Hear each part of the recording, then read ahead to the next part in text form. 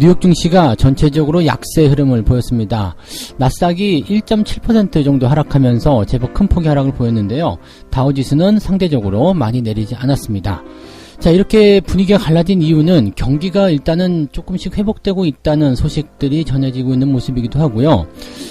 경기가 좋아지고 있는데 나스닥은 왜 떨어지나요? 자, 경기가 좋아지게 되면 긴축이 따라오죠. 긴축에 대한 우려감이 커졌다. 이러한 부분들이 기술주들의 하락을 좀 이끌어냈었던 부분도 있었습니다. 또 전기차 이슈도 같이 있었기 때문에 아무래도 나스닥 쪽이 조금 더 낙폭에 민감했었던 것 같다 판단할 수 있겠습니다. 자, 미국 증시 이야기들 자세하게 좀 알아보고요. 자, 국내에서는 1월달에 금리 인상에 대한 명분이 커질 것으로 보여지고 있습니다. 즉 1월달에 금리를 인상하게 될 것이고 내년도에도 금리를 0.5% 정도 또는 그 이상 인상을 할 것이다 라는 전망이 나오고 있습니다. 자, 한국은행이 금리를 계속해서 인상하면 이거 과연 괜찮은 것인가 생각할 수 있겠는데, 자, 이 부분들 어떻게 봐야 되는지 알아보도록 하겠습니다. NFT가 게임을 만나게 되면 가격이 폭발한다, 이런 식으로 얘기가 되었습니다. 자, 원래는 NFT는 대체 불가 토큰이라고 해서 예술작품이라든지 등등에 많이 적용이 될 것이다 라고 전망이 되고 있었는데, 이제는 게임 아이템 이쪽으로 아주 붐이 좀 일어나고 있는 것 같습니다. 어마어마한 가격으로 실제 가상화폐와 연결해가지고 거래가 되고 있는 모습들인데, 자, 이걸 두고서 이제 이게 거품이다 아니다 여러 가지 말들이 많습니다. 이런 부분은 또 어떻게 봐야 되는지 알아보도록 합니다.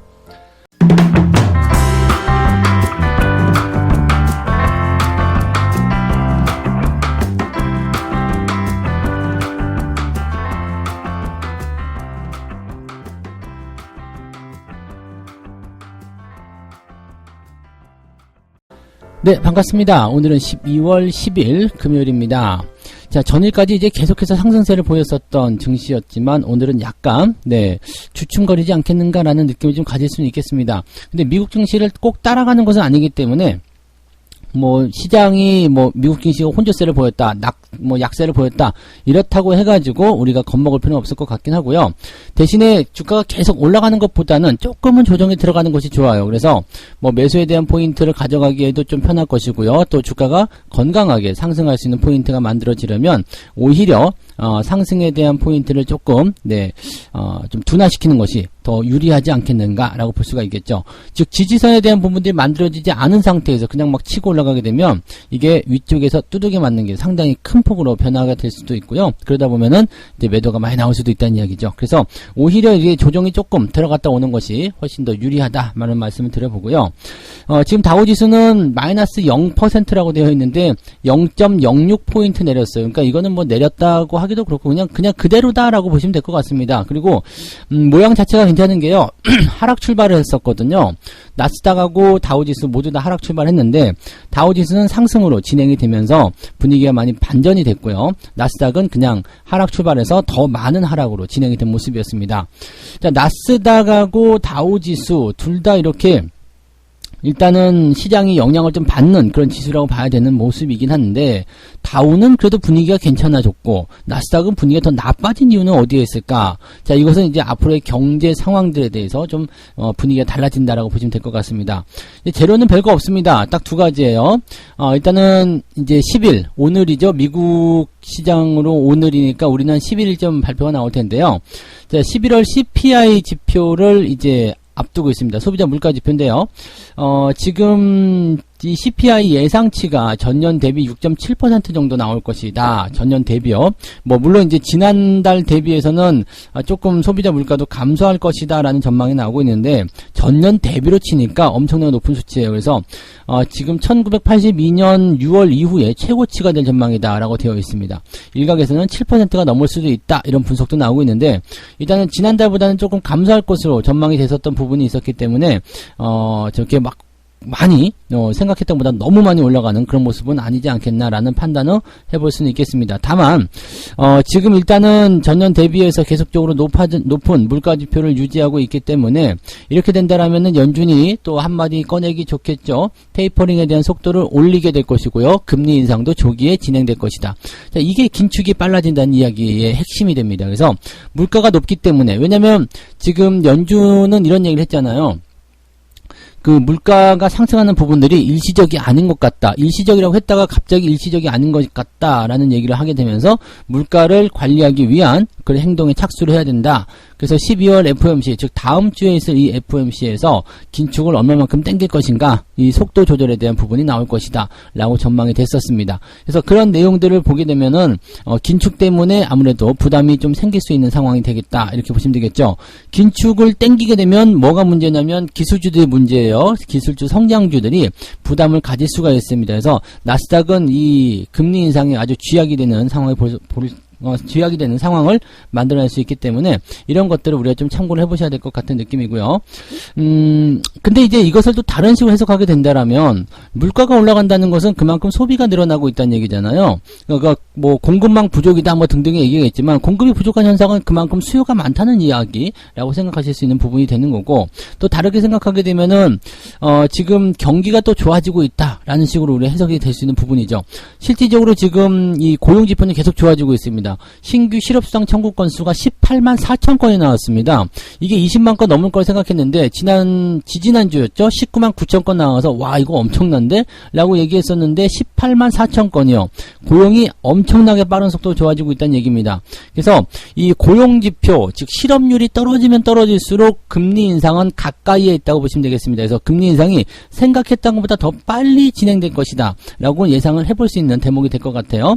그래서 지금 이 실업수당 청구 건수는 1969년 9월 첫째 주에 18만 2천 건을 기록했었는데 그 이후에 52년 만에 가장 낮은 수준이다. 근데 인구 밀도라든지 이런 거 생각해 본다라면요, 18만 4천 건, 그 당시 18만 2천 건, 이거 다른 거예요. 그래서 같은 수치만 볼 게 아니라 지금 수치가 상당히 낮은 것이다. 그래서 실업률이 상당히 낮아지고 있는 상태이다 라고 보시면 되겠습니다. 그만큼 경기가 빠르게 회복되고 있다는 거겠죠. 그래서 다우지수 입장에서 보면은 경기가 상승하고 있기 때문에 오케이, 땡큐, 주가가 올라가자 이런 식으로 되고 있는 부분이고, 나스닥 같은 경우는 아이고 금융비용 부담됩니다 라고 얘기가 되고 있는 모습이라고 생각하시면 되겠습니다. 이 내용도 우리가 잘 한번 고민해 보실 필요가 있겠습니다. 그래서 지금 시장이 이렇게 다우와 나스닥이 서로 반대 방향으로 엇갈리고 있는 모습들은 경기가 좋아지는 것, 경기 지표가 지표에 따른 그런 금리 인상, 긴축 속도가 빨라지는 것에 대한 부담감, 이런 식으로 우리가 해석을 하시면 되겠죠. 자, 실제로 기술주들 중에서 지금 전기차 쪽이 아주 그냥 피바람이 불고 있는 모습인데요. 지금 루시드가 이제 그 최근에 소환장을 발부했다 이런 얘기가 나오면서 주가가 18%나 폭락하는 모습이 좀 나타났어요. 그리고 테슬라도 지금 6% 정도 급락하는 모습이 좀 나타났습니다.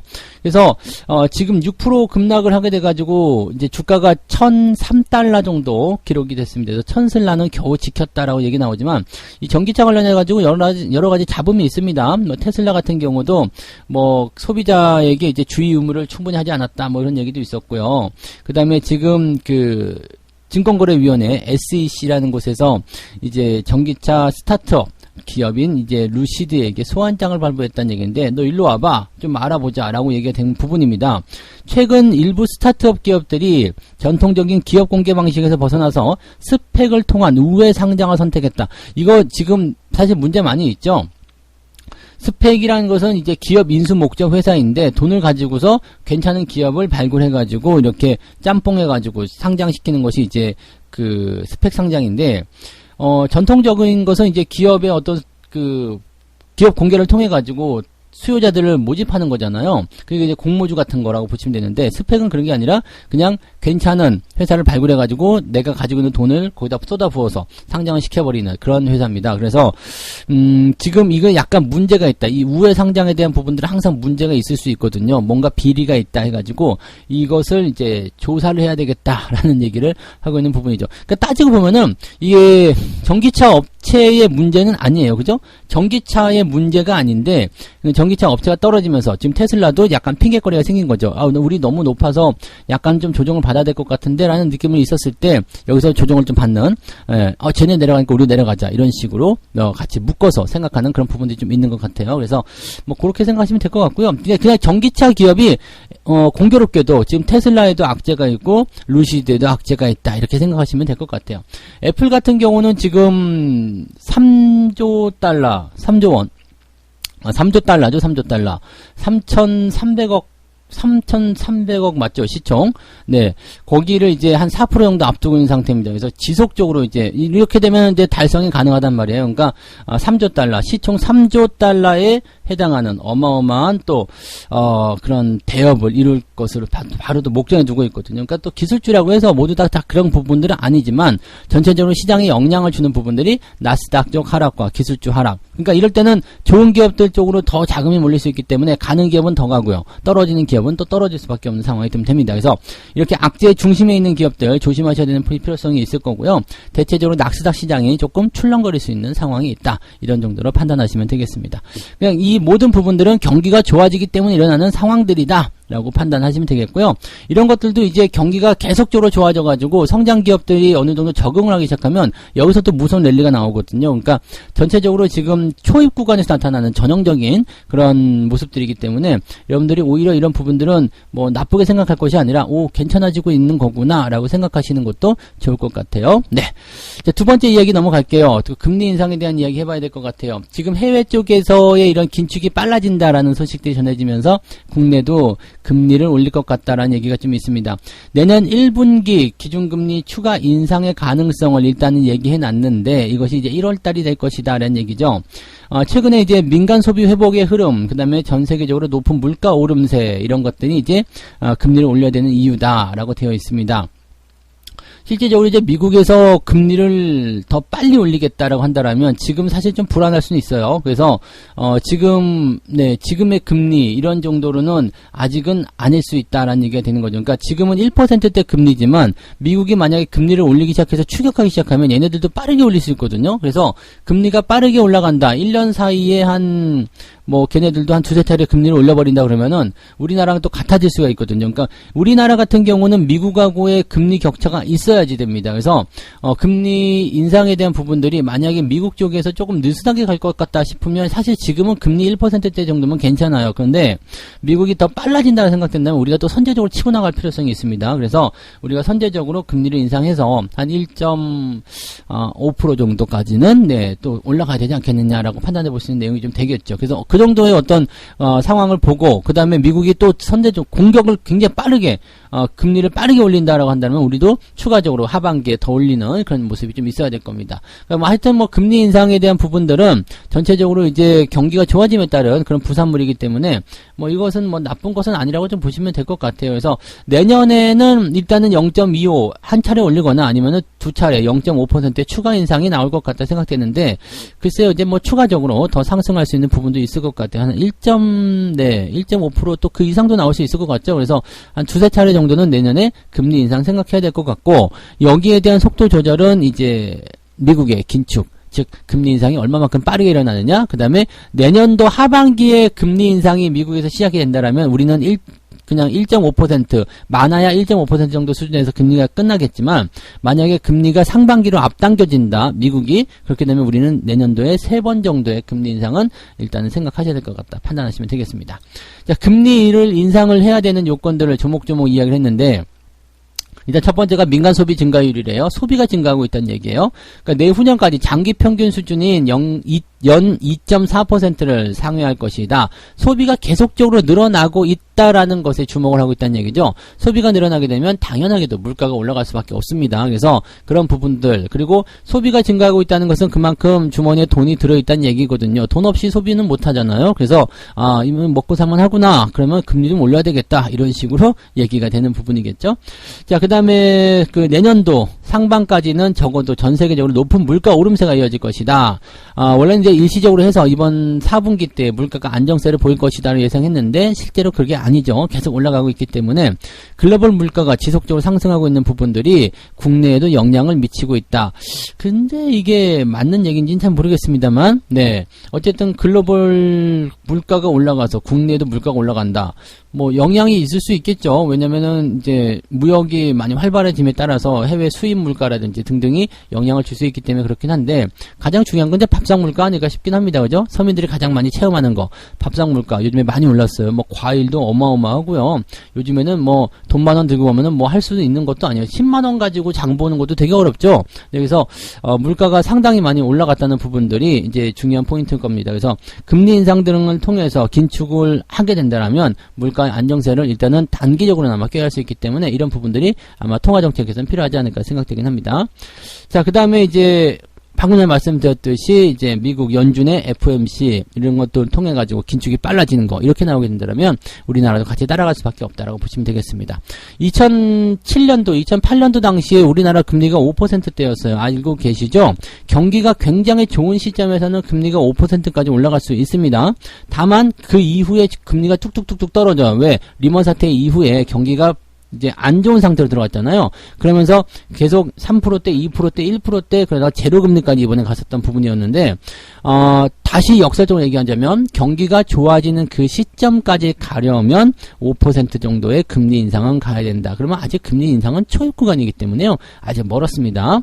그래서 여러분들 아직까지는 이제 금리에 대한 부분들 이제 뭐 금리 인상하면 큰일 난다 이게 아니라요. 금리는 어느 정도 올라서 그냥 평균적으로 한 3% 정도까지는 금리가 올라가도 괜찮습니다 라고 말씀드릴 수 있으니까요. 그때까지는 호황에 대한 부분이 계속 이어질 때 금리 인상이 따라붙는다 라는 것만 잘 기억하시면 되겠습니다. 그래서 요거는 뭐 당장은 뭐 금리 인상되면 주가에 악재가 될 것이다 이렇게 생각하시는 분 많이 계시지만 그렇게까지 큰 악재 아니고요. 출발선상에서 시작되는 이런 금리 인상은 걱정할 것은 별로 없겠습니다. 네, 자, 세 번째 이야기 갑니다.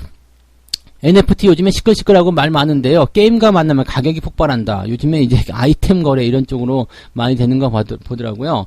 최근에 업비트에 따르면 NFT 거래 플랫폼 이쪽을 오픈하고 25일날 이제 첫 경매를 올렸대요. 지난달에요. 근데 유명 아티스트 장퀄의 디지털 작품 미라지캣이 이게 뭐냐? 이게 뭔지 모르겠네요. 미라지캣 고양이네, 고양이. 이 고양이가 3.5 비트코인에 낙찰됐다. 그래서 그 당시 비트코인 가격으로 2억 5천만 원에 해당하는 금액이다. 이 디지털 작품인 이제 이 디지털 작품, 즉 이 NFT가 실질적으로 이제 그 거래가 된 그런 사례라고 보시면 될 것 같고요.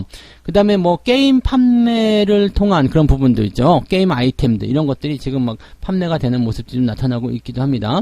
블록체인 게임 이름 왜 이렇게 어려워? 엑시 인피니티의 개발사 하여튼 이 개발사가 있는데요. 네, 가상토지래요. 그러니까 그 게임 안에 있는 땅, 이 부동산 땅이라고 봐야 되겠네요. 이게 이름이 제네시스 플롯이랍니다. 이 제네시스 플롯이라는 이 가상토지가 552더리움에 판매됐대요. 552더리움이면 이게 얼마니? 29억 원. 네, 29. 네. 야, 이제 가상 세계에 들어가 있는 땅도 29억 원을 한다고? 이거면은, 네, 현실에서 집 한 채 살 수 있네? 네, 야, 어마어마하군요. 가상 세계에서 땅을 만들어서 팔았다. 그래요. 그 다음에 이제 그 이후에도 메타버스 게임 플랫폼 더 샌드박스의 가상 부동산이 430만 달러 51억 원에 팔리기도 했다. 이거 사는 사람도 있는 건데 이게 누가 이렇게 돈을 많이 주고 사는 거지라는 생각도 잠깐 들기도 하네요. 와, 이거 그래요. 현실에서 못 사니까 가상 세계에서 사겠다. 그러기에는 돈이 너무 비싼데. 네. 아무튼, 네. 이러다가는 이제 부동산을 가상 세계에다 투자하는 상황도 벌어지는 거 아니야? 야, 그쪽 가상 세계에 부동산 좀 괜찮냐? 막 그러면서 그쪽에 땅 사놓고 뭐 신도시 개발되고 막 이렇게. 야, 가상 신도시 개발. 글쎄요. 이거는 약간의 뭐 규제가 좀 있어야 될 것 같은 느낌도 살짝 있긴 있네요. 네. 아무튼 뭐 이러한 부분들이 있습니다. 그래서 이 NFT, 이 대체 불가 토큰에 대한 부분들이 이제 메타버스 게임 등에서 활발하게 이용이 되고 있다는 얘기인데, 뭐 물론 이제 이 NFT 시장은 초기에는 뭐 미술품 또는 아티스트들의 어떤 그런 그 지적 자산들 이런 것들을 이제 사고 파는 그런 상황으로 좀 이야기가 됐었던 부분이었는데 이게 그냥 게임 관련주로 들어가게 되면서 게임 아이템으로 진행이 좀 돼버렸어요. 그래서 게임과 NFT의 궁합이 매우 좋다라는 거고요. 둘 다 애초에 가상이라는 것, 네, 가상이라는 것. 그 다음에 게임을 플레이하기 위해서는 필수적으로 캐릭터와 아이템을 구축을 해야 되잖아요. 근데 그것을 요즘에는 이제 구입을 하려고 하죠. 옛날에 그 리니지 게임 하시는 분들 아시겠지만 저도 거기서 실패했거든요. 제가 리니지 게임을 처음 시작할 때 그게 뭐라고 해요? 튜토리얼이라고 합니까? 그러니까 무슨 뭐 막대기 같은 거 하나 주고서 어디 연습장을 데리고 가더라고요. 그러더니 허수아비를 치래요. 허수아비를 치는데 계속 치고만 있는 거야. 그냥 허수아비만 계속 때려. 그래가지고 이게 뭔 게임이야? 그러고 집어쳤었거든요. 이렇게 뭔가 이제 사냥을 해서 레벨을 올린다거나 뭔가 이제 작업을 해가지고 자기 어떤 강화하는 그런 시점을 만들어야 되는 거잖아요. 근데 그런 것들을 이제 시간을 앞당긴다고 그러죠. 돈으로 시간을 사는 거. 그런 개념이라고 보시면 되는데, 그렇게 하다 보니까 이제 게임 아이템들이 이제 거래가 되기 시작하고, 뭐 실제적으로 화폐 가치를 갖추게 되는 그런 상황들이 됐었던 거죠. 국내에서도 이제 위메이드의 그 미르4가 가지고 있는 이 아이템이 16만 드레이코라고 됩니다. 이 드레이코는 미르4의 게임 화폐인데 원화로 환산 시에는 약 1억 원에 해당하는 가격이랍니다. 그래서 아이템이 1억 원에 해당한다. 지금 요즘에 뭐 NC소프트 이런 데서 막 열을 올리고 있는 이유가 그런 부분들입니다. 돈들이 얼마나 많은지 모르겠는데 게임에 막 억대 단위를 쓰고 있다. 글쎄 우리 상식으로는 살짝 이해가 안 되는 부분이긴 한데 어쨌든 이것도 뭐 자식기 만족이기도 하고요. 또 한 가지 볼만한 부분은 그런 것들을 재테크의 수단으로 사용하기도 하고요. 리니지 같은 경우는 실제로 그쪽을 직업으로 삼고 계시는 분들도 많이 계시긴 하더라고요. 그래서 여러 가지 살아가는 방법들이 있구나 생각은 좀 했습니다. 자, NFT 같은 경우는 지금 일단 이렇게 활성화가 되어 가고 있는 상황이긴 하지만 생각보다 그 부분에 비해서 게임주들의 또는 그런 상승률이 굉장히 높다라는 것은 꼭 생각하셔야 됩니다. 그래서 많이 올라간 그런 종목군들은 조심을 일단 하셔야 되겠지만 NFT와 관련된 추세는 여전히 지속되고 있다는 것만 우리가 생각하시면 될 것 같아요. 그래서 많이 올라간 종목은 경계하되 그 선상에 있는 종목군들은 지속적으로 관심을 좀 가지면 괜찮겠다라고 보시면 되겠죠. 네. 그래서 세 가지 이야기 전달해 드렸습니다. 나스닥 하락을 했는데 나스닥 미국 증시가 대체적으로 하락세를 보였는데 그 이유는 다른 게 아니라 긴축이 빨라진다. 경기가 좋아서 금리를 빨리 올릴 수도 있대요. 긴축을 더 빨리 할 수도 있대요. 그런 얘기입니다. 그러면 나쁜 거 아닌데? 라고 생각하시는 게 맞는 거죠.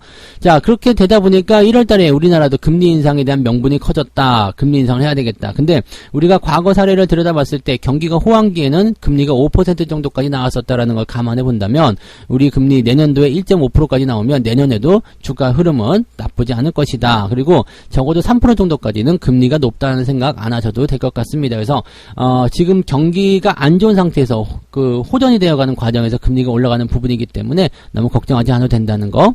자, NFT가 게임을 만나면서 가격이 폭발하는 사례가 벌어지고 있는데, 자, 뭐 자연스러운 흐름일 수도 있겠고요. 근데 뭐 약간 좀 애매한 것도 있어요. 가상 부동산 이런 것들은 뭘 하는 건지 잘 모르겠지만 아무튼 그쪽으로 해서 이제 게임주들이 이제 많이 진행이 되고 있다라는 것도 우리가 참고해 보실 필요가 있겠습니다. 다만 많이 올라간 게임주들은 단기간에 조정을 받아야 되는 부분이 확실합니다. 그리고 너무 많이 올랐다면 이미 가격이 다 반영됐기 때문에 주가가 올라가기 어려워요. 하지만 이 NFT 테마가 진행이 되고 있는 상황, 아직은 추진이 되고 있기 때문에 관련한 종목군들이 아직 못 올라갔다라면 그 추세 흐름을 그쪽에서 타게 될 가능성이 있다는 얘기죠. 즉 후발주자에 조금 주목해 볼 필요가 있다는 거 말씀을 드렸습니다. 네. 자, 책 한 꼭지 읽고 마무리합니다. 지금까지 만나본 가장 탁월한 투자 전문가 가운데 한 명이 오래전에 이런 말을 해줬었다. 주식시장에선 머리가 좋은 것보다 신경이 좋은 게 훨씬 더 중요하다. 머리 좋은 거 별 필요 없어요. 아시죠? 그래서 제가 계산을 자꾸 틀리더라도 상관이 없는 거. 그게 제일 중요한 거죠. 1 더하기 1은 뭔지, 그 다음에 사칙연산, 이게 안 되는 거지. 아무튼, 머리하고는 관계가 없어요. 그러니까 여러분들, 나는 공부를 많이 못했는데요. 난 머리가 나쁜데요. 그런 거 신경 쓸 필요 없습니다.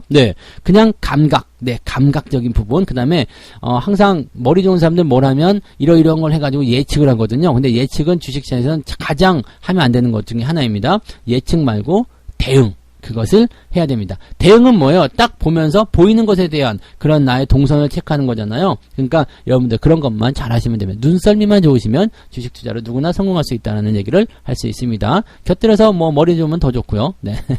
자, 그래서 오늘 여기까지 이야기해드리고요. 주말장이라서 살짝 변수가 있을 것 같긴 한데 살짝 들어오는 거는 아주 건강한 조정이니까 여러분들 살짝 조정 들어오는 것을 살짝 기대해 보셔도 좋을 것 같습니다. 그래서 주가가 올라가면 더 좋겠지만 오히려 올라가는 것보다는 살짝 옆으로 서주거나 조금 조정 들어가는 게 훨씬 더 유리하다는 거 꼭 명심해 주시기 바랍니다. 오늘도 여러분들 성공 투자하시고요. 저는 장중시장에서 다시 오겠습니다. 고맙습니다. 본 방송에서 제공되는 모든 정보는 투자 판단의 참고 자료이며 투자의 최종 책임은 본 방송을 이용하는 본인에게 있습니다.